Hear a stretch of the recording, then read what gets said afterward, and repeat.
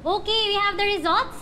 Based on the judges' score, the winner of this year's annual debate competition is Group 2, led by Andres Marcon! Yes! Yes! Yes! Galing talaga. Ganda ng trophy.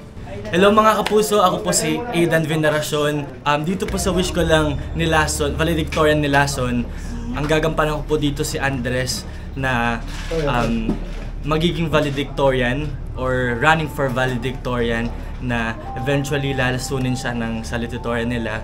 At unfortunately, ayun nga po, malalason din siya makapag-take ng exam at sobrang worried siya dahil yun yung life niya kasi gusto niyang makapag-college at pag valedictorian makakuha siya ng scholarship, 100% scholarship. Kaya for him, parang ayun yung buhay niya, yun talaga yung pag-asa niya para maiahon yung pamilya niya, yung nanay niya sa hirap.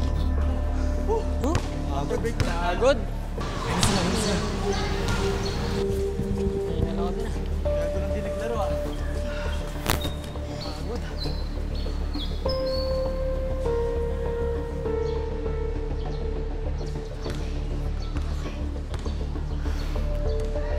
Sabi ko, bilis na yun.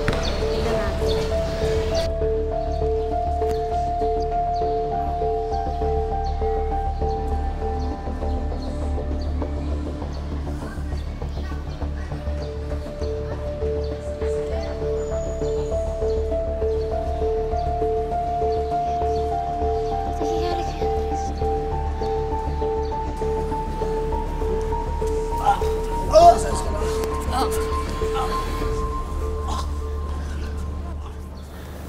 Kung paggising mo maging talino mo si Einstein, matutulog ka pa ba?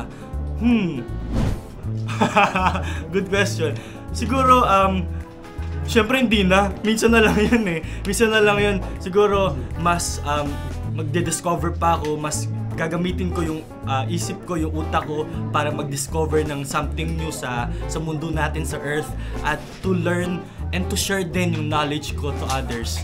Siguro yun yung gagawin ko and I will use everything, lahat. Siguro hanggang sa huling hininga ko or hanggang sa huling pagiging Einstein ko, kung babalik man ako as Aidan, gagamitin ko yun para ma-ituro ko, ma-share ko lahat ng knowledge ni Einstein sa iba. At the same time, alam kong ganun din yung gagawin nila. So ayun mga kapuso, iniimbitahan ko po kayo na panoorin at suportahan nyo po ang Wish Ko Lang valedictorian Nilason. Ako po dito si Andres at sana wag na wag niyo pong palalagpasin yan.